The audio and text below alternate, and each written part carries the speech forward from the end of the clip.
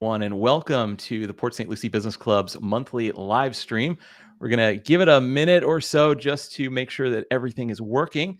So we're going to pull up the live stream here and make sure that we are broadcasting on Facebook and on YouTube. If you are joining us, if you can see this, make sure to give us a comment. Tell us where you're calling in from, as they say, or where you're from, where you're watching this, what you do, anything you want, just so that we know that we have everything streaming. And it looks like it is streaming, so that's good. So we have a very special guest tonight. We have Lucie McGuire. Lucie, hi, how are you? I'm great. How are you? Doing well. I love doing these live streams because it's a great way for me to learn. So that's my selfish reason for doing them, but it's also a great way for us to share business insights with our community. I see we have Daryl joining us. Daryl, welcome. Thank you for joining us again on a live stream. So today we're going to be covering social media marketing, but specifically the title is How to Gain More Clients on Social Media. So we're going to go a little bit deeper than some of the surface level social media YouTube content that you see out there. And we're really going to try to help you as a small business owner get more clients using social media marketing. We're going to cover all different types of things, from recent algorithm changes to how things like ChatGPT is changing the social media landscape, to what's working, what's not, what mistakes are happening. And most importantly, we want to take your questions. So if you have questions, please put them in the chat and we will try to get to them either during the live stream or at the end. So your questions are absolutely welcomed. So with that, I want to introduce Lucie McGuire. Lucie is the founder of Get Real Social. And you are from Jensen Beach, correct? I am born and raised right in Jensen Beach. So you started your career in 2016, right? Is that when you got started? Yes. So my career makes no sense if you look back at it all and everything. But I actually started, so I went to work at Papa John's when I was in high school. And I started off as cashier, moved up into management, then assistant manager. And by age 21, I had the opportunity to become general manager or marketer from Jupiter to St. Lucie West for 7 locations. So I chose Get Me Out of the Store. I'd been working there for 5 years at that point, and I was like, let's go into marketing. And I actually had a mentor at the time that I didn't realize was a mentor because I was too young to really realize that people are mentors, told me, you would be amazing at marketing and like, you should go out to the chambers. He's like, you're made for this. And I was like, what? Like, okay. And I did it. And here I am owning my own business years later. And it started, social media back then was a drop in the bucket, but we had social media and I did a lot more public relations and marketing, which I find a lot of marketers end up becoming, right? Because we've been in marketing for 8+ years, and then you take a shift into social media. If you like that route, there's obviously other routes, but it's been a very interesting journey. I worked at Papa John's for 7 years. The last 2 years were marketing. And then I backpacked Europe, came back, went to a title company because that's where I ended up getting a job. I thought it was going to be easy to get a job when I came back, and had a bachelor's degree, marketing experience, management experience. I was like, oh, it'll be easy. And it wasn't. And then I used my networking skills to go and say, hey, I'm looking for management or marketing positions. And someone actually followed through with that a few months later. And it ended up being at a title company for a real estate title, which I would have never guessed being in. But that led me to that. And then a few years passed in the pandemic, and then I started my own business. So it's been a very interesting journey. Sometimes that's the best way to do it, where you got a whole bunch of different types of experiences and they all come together. And here you are. Now you're doing social media. Looks like we have a lot of people joining us. We have Emily, we have Jesse, we have Oksana, we have Christine, and we have Danny. Hey, what's up, everyone? So yeah, why don't we dive right in? So Lucie, you want to get started just by giving us an overview. I know I talked a little bit about some of the things we're going to cover, but I know you have a certain process that you use. Give us a little overview of what you plan on covering in the next 30 to 45 minutes. Yeah, absolutely. I know you have a lot of questions and everyone else probably does too, but really, I know how many businesses understand social media is super important right now. And with the way that technology has changed, especially during the pandemic, I always say that the pandemic shifted us into the future about 10 years. And so here we are in this new technological world that a lot of people are trying to figure out. And a lot of businesses have been marketing themselves. Maybe they've been in business for a long time, a short period of time. And there's been an old style way of marketing yourself. And so a lot of times people go onto social media and they have that same mentality of like, okay, I'm going to get my business out there and I'm just going to start posting. But then they lose some different strategic aspects and they forget that these social media platforms are created for a social aspect, right? People aren't going onto these platforms to get sold. They are going on here to connect with friends, connect with family, to see their favorite, recipes or whatever it might be. And businesses kind of don't think about that when they come onto it, and they really kind of do a more salesy approach because that's what they're used to. They're used to like, let me get my product out there and start selling it. So I have a lot of different strategies that I plan to cover today about how you can take a client on social media from a stranger to sold, but with doing it in a very organic and comfortable way that's going to connect with your audience, because at the end of the day, they aren't coming onto these platforms to be sold, but it's about the connection that they're creating with these businesses that actually leads them to being sold. Right. Yeah, that's the key. I think a lot of people misunderstand or misuse social media from a business standpoint, and they focus on the wrong metrics, and they're not really focused on like what are those ultimate business goals. So, speaking of business goals and metrics, like what are some of the things business owners should pay attention to? Because I know way back in the day, everyone was obsessed with getting likes or getting followers or what we would call vanity metrics. What are some of the metrics you think are important these days? So the number one metric I would tell any business to pay attention to is your engagement rate. And that is it. Actually, what's really great is the platforms have started to change their analytic structure so that you can actually see very clearly what your engagement rate is. But essentially what engagement means, for those, I know that those are kind of terms that we use in the marketing world, is that when you put out a post, how many people are responding to it, interacting with it, commenting? That's what's really important, because at the end of the day, I feel like a lot of businesses end up posting and they think that they just need to post. They're like, I just need to get some posts out there. I just need to get it out there. But they're not really thinking about what their audience wants, what their audience needs. They're really thinking about it from a selfish point of view of like, I need to get content out there. I need to sell more of my business, and not what their audience needs. So what ends up happening is they just post out there. Nobody's really listening. Nobody really cares. And they don't get traction, and then they get frustrated. They're like, well, nobody liked my post and nobody's engaging with it, or nobody's doing this. But they really have to start thinking about how they're communicating with those people. So that engagement rate is really important, because that'll tell you if your content is what people like. And if it's not, then you need to readjust. You need to say, okay, they didn't like this post. What could I have done better? Rather than saying, blaming the algorithm, which is what the first thing everybody wants to do, is say, the algorithm hates me and it's not because of me, it's because of the algorithm. Like, we need to look and inflect on ourselves and be like, what could I have done better in this post to make people want to read and listen to it or view it? Exactly. It's all about the value and the content. Let's welcome some of the folks that are joining us. So we have Fabiola, welcome. And Armand, new to PSL. Welcome to PSL. You say you're from Massachusetts. That's awesome. Let us know what part of Massachusetts. And for everyone joining us, if you have questions, feel free to put them in the chat. That's really the number one way you can get value out of these live streams, is to get your specific marketing questions answered, or whatever the topic is. So today it's all about social media marketing. So Lucie, I know you have a framework or a strategy for helping people think through that. Do you want to walk us through at a very high level what that looks like, so that we have sort of a roadmap that we can continue the conversation with? I would love to. So my framework, and I want to start off with an example and then piece it back to the framework, because I think it really nails it home for people. Because a lot of business owners have been to a networking event at some point, right? Especially your networking event, right? So, which we love to hear. So going to the networking aspect of things, when you go to a networking event, you don't go to a networking event and you don't shake someone's hand and say, "Hi, my name is Lucie McGuire and I do social media management and you should buy my product," right? You start off with a conversation, you get to know one another. If it leads to a different direction of you guys having coffee because you guys are interested, then you do that. Then it gets you to a point where, hey, you are going and maybe you know that person or that person knows who you are, but maybe they don't need your services right then and there, but they're referring you and you have that relationship, and when they need you, they're going to reach out to you. And then when it comes the time they're going to need your services, they call you, right? Because that's essentially how networking works, right? In a very, very brief overview of it. You're creating these relationships. And so how I've broken it down into a framework is I call it the BITS model. So we got to take it bit by bit.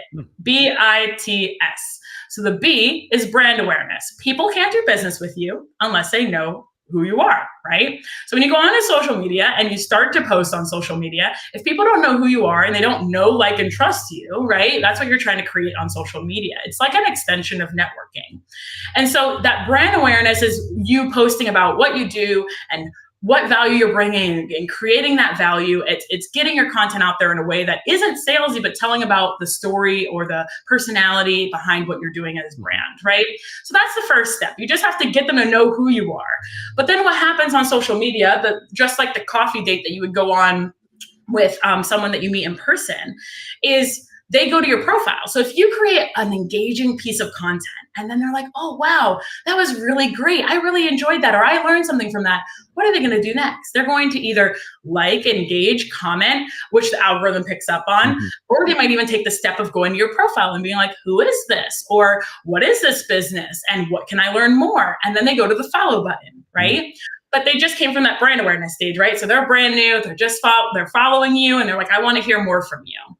So that's that next step, which is the I. So B is brand awareness, I is interest. When they take that interest is when they're taking that next step of saying, I want to hear more from you, right? That doesn't mean you sell them right there. You're just continuing to build that relationship because you're still new.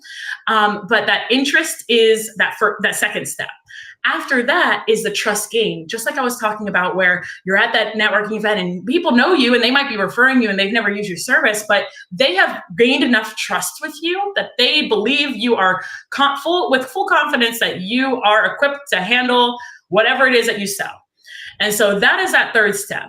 And then after that, after you've gained their trust and they get to that point of needing your services, that's where the S comes in. So BITS.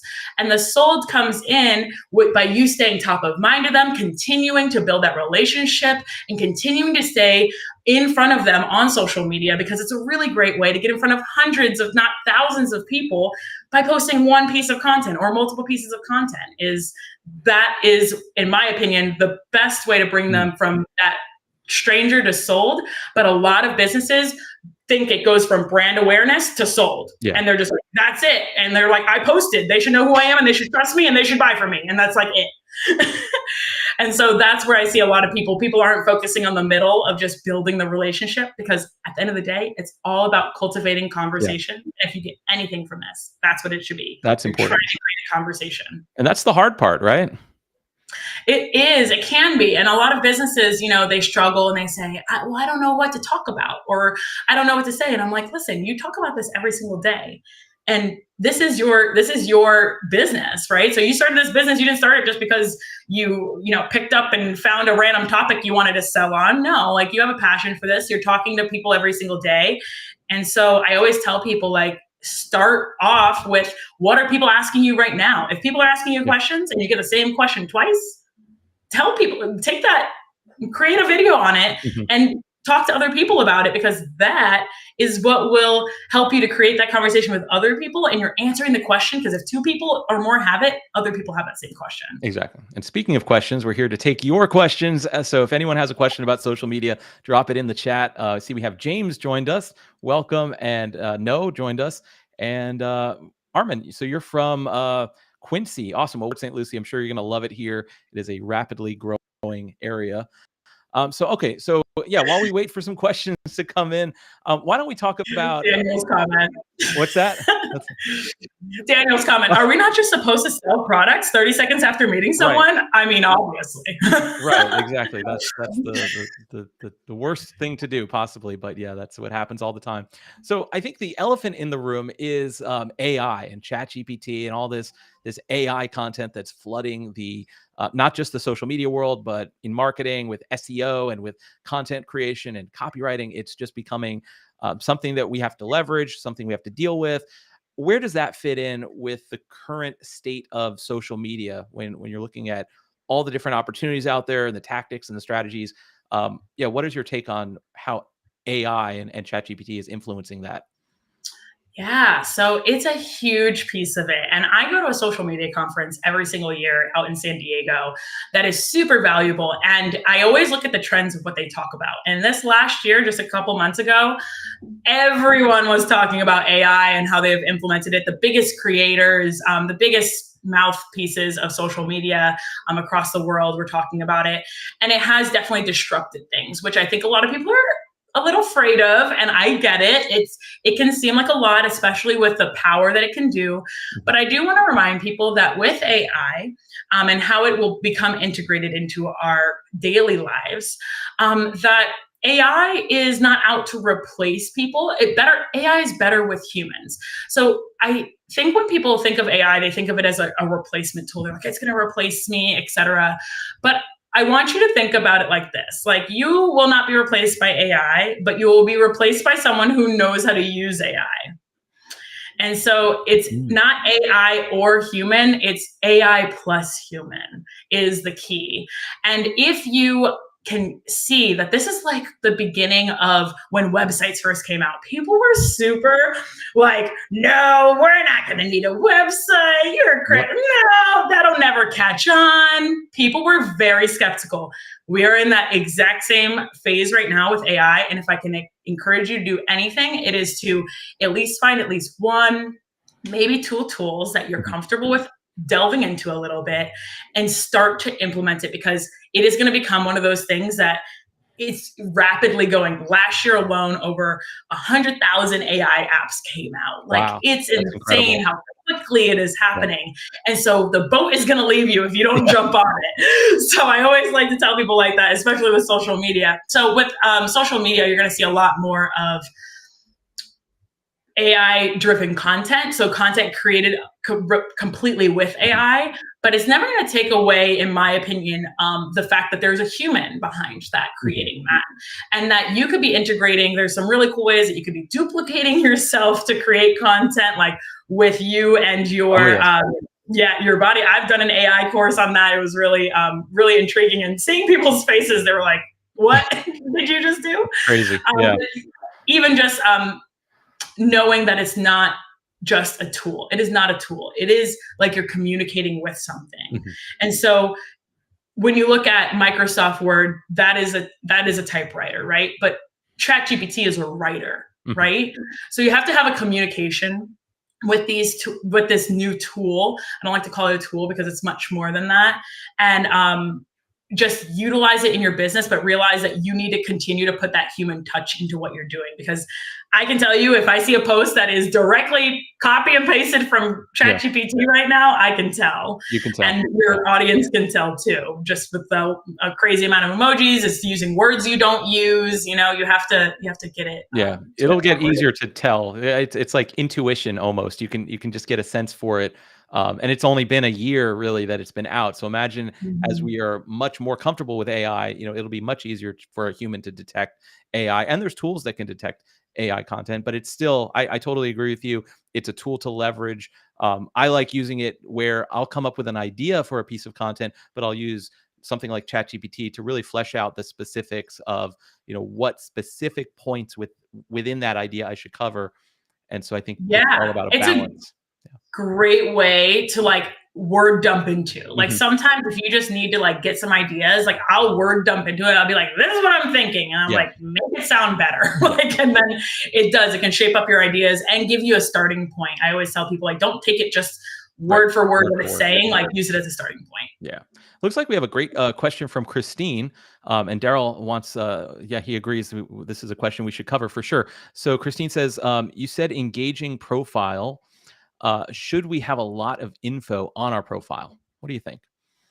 So it depends on where you're talking about on your profile. Like if you're talking about posts or if you're talking about like in your bio section, those are two very different aspects. But when you talk about a lot, I'll kind of cover just both, just in case wherever the question goes. So when you're talking about posting, you want to make sure that you're creating posts, not just a post, but you're creating posts that are effective for your brand and that make sense with a content strategy. When it comes to looking at your page, you want to make sure that it's very clear when someone comes to your page that they know who you help, who you serve, what you do, and where they can go next. So I always tell this to people, it's very clear to see on an Instagram profile, right? Instagram bio's huge. If you haven't optimized yours, you really should. And that first line being like, what do you do? And then who do you help? And then what steps should they be taking next? Because that's what people are looking for. If they wanted to get to work with you, you need to make it really easy so that they can get to work with you. But also just being very consistent on that across all your platforms is really important. So I hope that answers what you mean. If you mean a little bit more about content, I'm happy to delve into that, Christine, if you want to clarify exactly what you mean by, or what your question is. But I think that looking at your bio is really important. That was a fantastic answer. Also, we have a question from Daryl. When it comes to promoting your brand, is it best to have a mix of your logo and a face behind the business? What do you think? Very good question. So it depends on your business. And I think a lot of people get confused with this. So there is, and I break this down as there's a business brand and there's a personal brand, right? So realtors, mortgage lenders, travel agents, insurance advisors, right? Those are personal brands. And personal brands should have a face. You should have all of your profile pictures be you and your face, your professional headshot, because people at the end of the day do business with people. And so you need to make sure that that is coming through with your profile. But with those specific industries and any personal brand, people are doing business because of you. You are the outlier, right? If they go to an insurance agent, they expect them to be able to sell them insurance, right? But it's you that's the difference in there. So with that, yes, you should have your face behind your brand, and you should be showing your face behind the brand, because if you don't, then again, you're not getting that connectivity of like, hey, I'm the reason, I'm the difference that's going to make your experience that much better, right? Business brands, on the other hand, like think of Nike, think of, a restaurant, right? A restaurant isn't going to put a profile picture of a person behind it. They're going to put a picture of their business logo. But in their content, they should have people in it, because again, people do business with people. So if you get your staff or your manager or the owner or whatever it is, you should be making sure that you're integrating people into your content. And I know sometimes businesses don't want to do that. They're like product focused, etc. But again, on social media, people are looking to connect. So they want to do it with people. Yeah. And sometimes, it means you just need two profiles maybe. Cause and I know this is another thing that a lot of businesses struggle with. For instance, I have the Port St. Lucie Business Club profiles with the logo for the club, but then I have my personal profiles and I try to keep the content very specific on each. I don't try to just share everything on both. And so if you're if you think about the strategy very clearly on, this is what I'm going to share on this type of channel, and this is what I'm going to share on this type of channel, I think it helps a little bit. What do you think about that? Like managing multiple brands? Yeah, absolutely. I'm glad you brought that up, because a lot of people, especially in those categories of personal brand that I talked about, they automatically want to switch, like use their personal page as a business page. And so there is a method that you can do that called professional mode. But I do recommend, if you're in those industries, to have your own business page that is specific to your brand. Because at the end of the day, when someone is friending you, like your friends on Facebook or your family, et cetera, they care about you and they want to see you succeed. But a lot of times what those people end up doing is only ever posting about business. And you really deplete from your audience, where your audience is like, they care about you, right? And there's no personal side being shared. And then when people get confused when I posted a picture of my dog and I got 100 likes and I never get any of that on my business content. And I'm like, yeah, because they're like craving just content from you, and all you keep doing is spewing business content at them. So I think that it is very important to have that distinction that like, hey, I'm a person, I have these things that I care about. And that's how people connect. I've had people connect on my stories because I talked about, I'm a foodie. I love food. And so I'll post about the places I go to eat. And I've had people be like, oh my God, I love that place too. And then all of a sudden they're filling out my 30-minute consultation to do business with me. I'm like, okay. So we have to think about it from that point of view too. And I do want to, he kind of, it was someone else. No, Armin said that he's, as a broker, he often dabbles with this and he wants to push his brokerage logo and everything, being a one-man show, etc. But as a broker, your brokerage, if you have a brokerage, if it's your own brokerage, should be a business logo. That should be the logo. And then you should have a broker page talking about you as your brokerage, because a brokerage is going to have much more to it than just your face, right? A brokerage is multiple agents. So get all of their faces on there if you can strangle them all to do it, or rope them all into doing it. So yeah. That's a good point. And Armin has another question, which I really appreciate this question because it's very specific to selling, which that's the focus of what we're trying to talk about here, social media, to get more clients and to get more out of social media. So Armin's question is, what platform, Facebook, Google, YouTube, Instagram, etc., used by the general public do you find to be the best for selling? Yeah, that's a great question. I do think it can depend a little bit on your audience, but other than that, I believe that it's Instagram. Instagram is the best for selling. There's so many ways to connect with your audience on Instagram. You have your reels, you have your stories, which is a totally underused aspect by businesses. Yes. Stories is connecting with your followers. And a lot of times businesses are so focused on getting new followers that they don't even think about, hey, what about the 300, 500,000 people who are already following me? Like, they want to hear from you too. And you should be keeping them engaged with the content that you're posting. So stories, you can go live on Instagram. And I just feel like the platform, the way that it's set up, is very just conductive for bringing in business. They have a lot with, if you have retail products, you can connect to their shop, but also there's some DM automation solutions that you can do, like ManyChat, if you guys have ever heard of ManyChat. But you can use those DM automations to create an engagement campaign where you're talking about something in your video, and then having them say, hey, drop in the comments happy, and you'll get access to whatever you're talking about in that video, and then it will automatically send them a DM automation to that.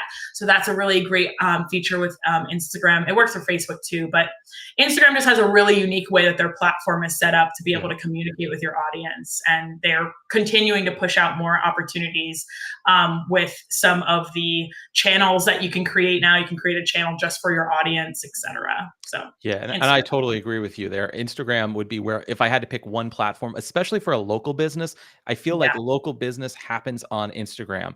Because if you look at something like TikTok, I spent a year on TikTok really trying to be diligent about posting every day and going viral and all that stuff. And I was able to build up a lot of followers, but then you look at the value of it, the ROI, and it just wasn't there. You can easily get the views, but what are they really doing? Instagram, I feel it's so easy to build a local audience. Yeah, it is. It's easier to connect with people when people follow someone on Instagram. The follow means more on Instagram than it does on TikTok. People follow anybody on TikTok. It's kind of like when Instagram first came out. So if you see those accounts that have 10 and 20,000 followers and they're very inactive, it's because back in the day, Instagram used to be super easy. But yeah, you're right. TikTok is just, it's a lot different of an audience to try and sell to. And I'm glad you actually brought that up, because I do want to talk about virality for please. Absolutely. So many people, they come to me and they're like, oh, how do I go viral, or how do I do this? Everybody's obsessed with going viral. And let me tell you that most of you guys aren't ready to go viral, first of all.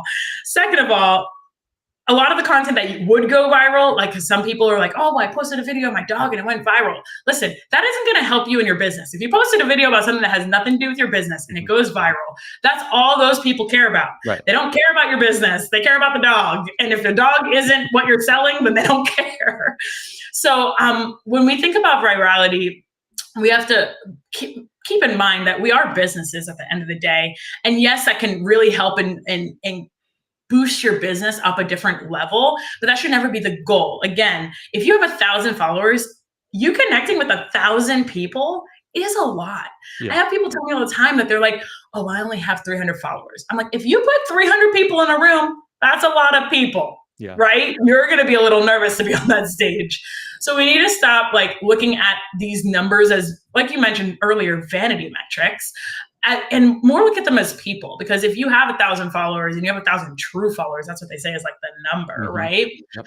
You will continue to be successful, and you going viral isn't going to make your business successful automatically. You have to have a lot of systems in place actually to be able to capture that viral audience, which a lot of businesses just aren't set up for. So yeah, and I mean, we could go into a whole tangent on TikTok and how that algorithm is built in a different way, where it's not even about followers. You know, it's not even trying to encourage followers. It's just trying to encourage what content is going to get, you know, the people interested in and keep people in the app. So it's like if you're trying to play the follower game on a platform that doesn't even itself value followers, it's kind of a slippery slope. But then there's other platforms like, let's say YouTube Shorts, for instance, which I feel is like a sleeping giant, where you have all this search opportunity because, you know, YouTube is owned by Google. It's the #2 search engine in the world that's owned by the #1 search engine in the world. And when people are searching for something and they find your video, whether it's a short form or a long form video, that is very valuable because that's a high intent viewer, right? Because they're looking for it. What are your thoughts on YouTube Shorts? I think YouTube Shorts are a great opportunity. I also do tell people, if they're going to get into the YouTube game, it's a long con game. It is. All right. It is not like, people tell me, oh yeah, I want to start my YouTube channel. I'm like, are you ready for that? Like, that is a lot of work. If you're not even doing Facebook and Instagram right now, like, you better not even like think about YouTube, in my opinion. Unless they're, I mean, I've had some clients like want to do the work and get it done, but I think that you have to be dedicated to that platform of YouTube if you are going to start implementing content to it. You have to be dedicated to being consistent. And but I think it's a great platform. You're right about the searchability, and it is owned by Google. But what's really interesting now actually is all of the platforms are starting to do that with SEO metrics. SEO is a part of every single platform, and the searchability. So TikTok, it's really funny because a lot of people don't realize how these platforms kind of compete with one another. Like Facebook and Instagram, they're competing with TikTok, right? TikTok created this short form content, and it's changed the game for everybody. But TikTok isn't even worried about Facebook and Instagram. It is worried about YouTube. It's competing with YouTube. They keep making their videos longer, 3 minutes, 5 minutes, now 10 minutes. And now they're testing 30-minute long videos on TikTok because, and like now they're trying to bring it back to the horizontal, flip your phone to be able to view this video. Like, they're creating all of these things to compete with YouTube because they know that that is their true competitor with the searchability. So YouTube, I think, is a great tool to utilize and have in your business as a plan in the future. If you haven't started on the other platforms, it's great for searchability. You should definitely have a YouTube channel set up for your business if you don't already. I always tell people to set up all the platforms, get your username on all of them to begin with. Make sure they're all consistent. So that at Instagram, at Get Real Social Coach, at PSL Business Club, I think it is, right? So that should be consistent on all your platforms. So that's the first step. And just making sure you have that. And then when you're ready to take that next leap into YouTube and the long form, there's a lot of cool things you can do, long form content to short form content.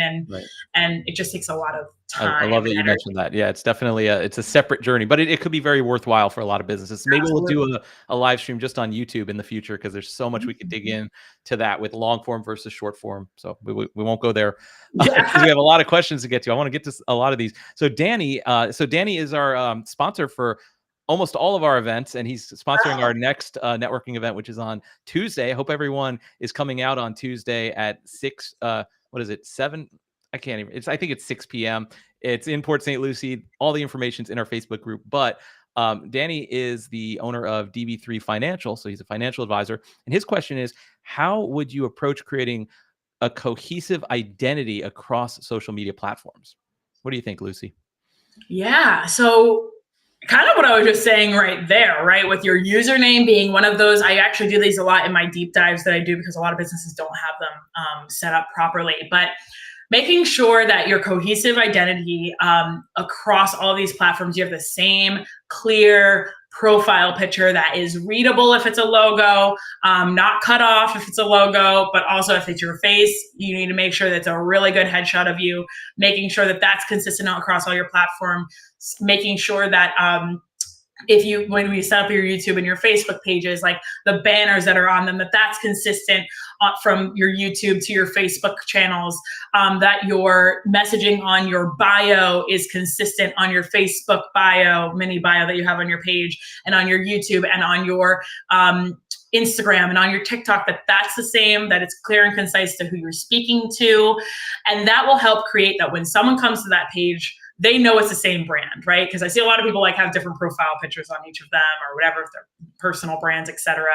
And so making sure that you truly have that consistency across all of them, or if you go to all of them, you're like, wow, these are the same person. That will help you to create that consistent, cohesive brand of when people come to that, they know it's you and they're not confused. I see a lot of different usernames on different people. Like people have their business card and it's like 5 different usernames on 5 different platforms. And I'm like, why do you have these underscores and periods? Please stop putting underscores and periods in your username, please. Thank you. Just a quick little. I agree with that one. Thank you for mentioning that. Yeah. Looks like we have, let's see, there's a question from, let's see, how often should you post? Christine's asking, how often should you post? I love that question. Thank you for asking, because a lot of people, whenever I'm in a room and I'm teaching a class, I'm always asking, like, how many times do you think you should be posting? I want to get people's answers. And a lot of times they're like 7 times a week, 5 times a week, every day, whatever it is, right? You should be posting as much as you can keep consistent. Okay. And I know that there are a lot of people out there and there's a lot of coaches that will tell you, you need to post every day to be consistent. But I'm telling you right now, if your content is bad and you are just posting to post and you're stressed out, you're going to post every day for a week and then you're going to drop off the face of the earth, and that's not going to do anyone good. Okay. So you need to be consistent. If that consistency starts with 1 time a week, great. Quality over quantity at the end of the day. It doesn't need to be perfect. Let me just say that. It does not need to be perfect, because you will learn as you go, and your first 100 posts are probably going to be like not up to your standard. I look back at my old posts and I'm like, ugh, from a year ago, like it wasn't bad, but I'm like, it could have been better, because I'm consistently learning. Yeah. So, you have to give yourself grace and not being perfect, but also making sure that you're putting value behind your posts and you're not just posting to post. So once a week. And then if you want to do 2, if you can get up to 2 times a week being consistent, you can always add more. And I tell people also to look at a month-long content strategy, right? So if you have a month of content, that's 8 posts. If you're posting twice a week, fill out those things. What are the 8 posts that you want to do? And once you get through that, then you can continue to add more, and you can do 3 posts a week. But a lot of times people are overwhelmed with just 2 times a week. So do what you can do to keep consistent on your platforms, and that will serve you and your audience better. That's a great answer. Let's get to Noah's question. And Noah, sorry for mispronouncing your name earlier. I should know better, because we met at the Fort Pierce Business Exchange a few weeks back. So Noah is asking, any suggestions regarding when to share a reel versus a video on Facebook for maximum exposure? I have noticed when sharing videos, the amount of people that would usually like the content doesn't get exposed to the same audience as much as when posting photos. Sometimes the more in Instagram than Facebook. Interesting question. What do you think, Lucie? Yeah, it's kind of not showing me the whole question here. Let me get it on the side here. Reels first. Yeah, I think the gist of it is reels versus videos. Yeah, there is a difference between reels versus videos. So reels versus videos is a big one that a lot of people don't think about when they're posting a video. First of all, reels is short form content. Under 1.5 minutes on Facebook and Instagram, under 60 seconds on YouTube, and TikTok has like up to 3 minutes, depending on what platform you have or what account you have. They have different metrics for everybody, but it's up to 3 minutes for most accounts now. So short form content is that under 1.5 minutes. And then anything longer than that turns into a video and is posted as a video. Reels, again, are the big push that these platforms are doing, the short form content. They have the Reels tab on Instagram and Facebook. Like, they're pushing people to do Reels. So that's where you're going to get the most traction, is doing it through Reels. And the long form videos, I mean, honestly, people's attention span is very low.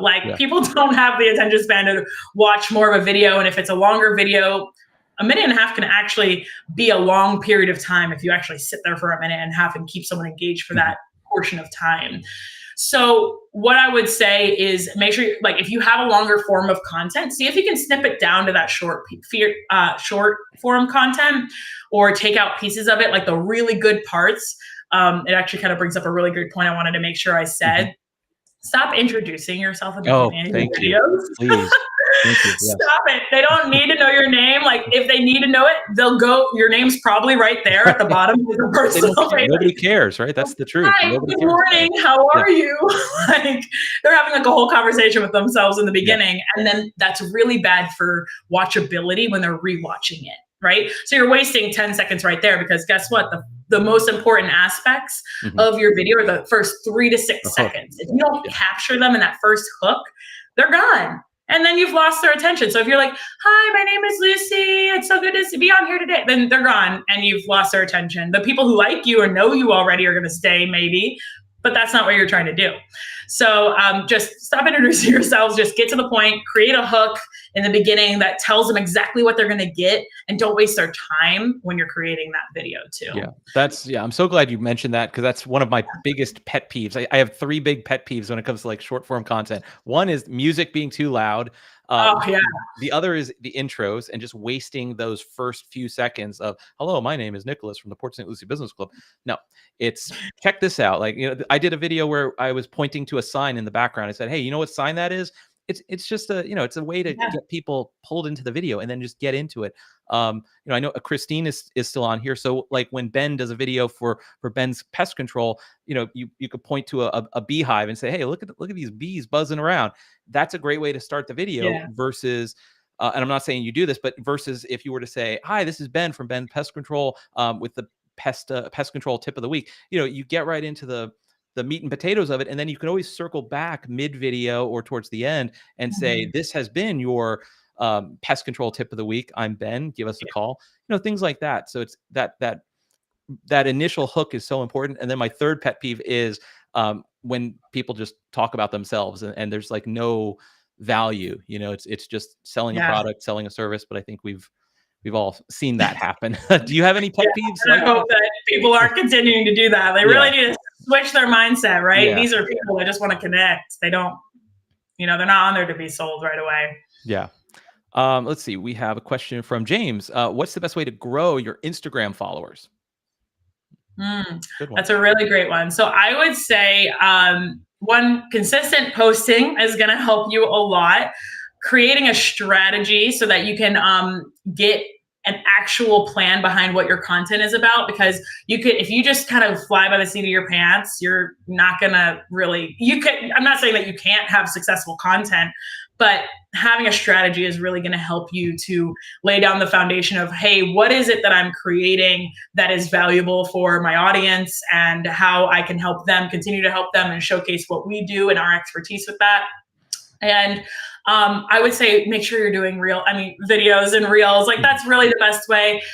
When you are doing your posts and your carousel posts, so carousel posts, for, again, terminology in our industry, is just multiple pictures in a post on Instagram. So when you're swiping through, that is a really great way to educate your audience on things and educate your following, but also other people when you're creating it through your hashtags.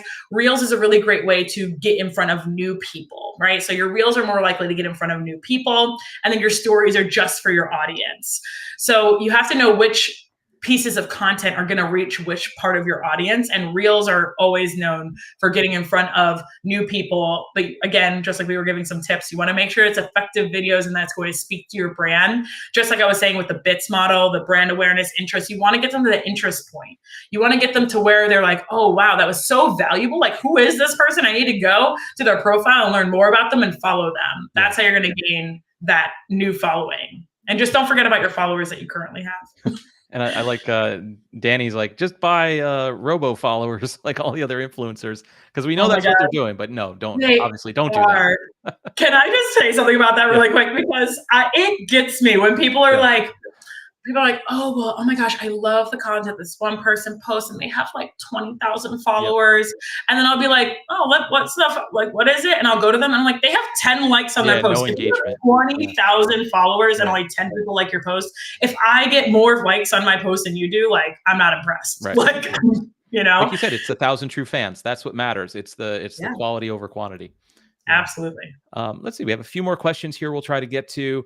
Let's see. Oh, boosting. Okay, so Christine has a really good question here that ties into just the difference between paid advertising and organic social media. The question is, when we do Facebook, is boosting worth the cost? So for anyone who doesn't know what boosting means, it means putting some ad spend behind that post to let it reach a wider audience. Lucie, what's your take on that?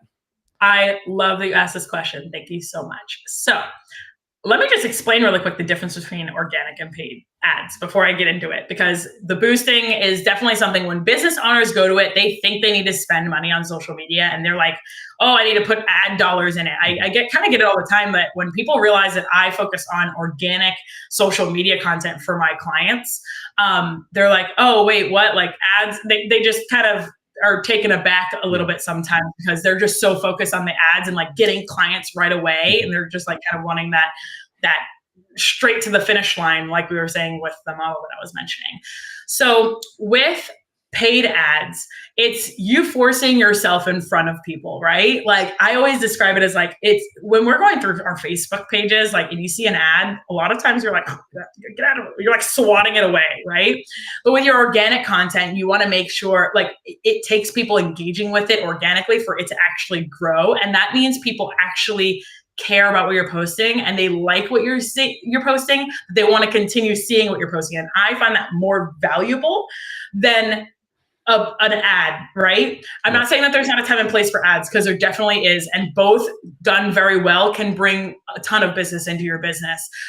But what I want to say is, if you haven't identified what organic content you can create that without the paid ads, that is truly impacting your audience and connecting with your audience, if you haven't found that, if you haven't found out how to engage them without the dollars, then it's going to be very hard for you to actually create an effective ad to get in front of these people, because they're still on the same platform. They're still not going on here to be sold. You need to capture their attention. So if you find that organic content, find the content that does the best on your page that people are engaged with, and then you can boost that content and utilize that content after identifying what your audience likes best. That would give you the best success through boosting, but you don't need to boost in order to be successful on social media. Actually, that's a great approach. Yeah, if you can't make it work organically, you're not going to make it work with ad dollars, because the content just doesn't resonate. So you got to, get the content figured out first, and then if you want to leverage paid ads, you can basically put fuel on the fire, but you got to have that fire going first. So I think you hit the nail on the head there. I want to thank some of the other folks who have joined us. Janetta joined us, Desiree, welcome, and Cynthia. So as we wrap up, this has been fantastic. Let me see if there's any other final questions here.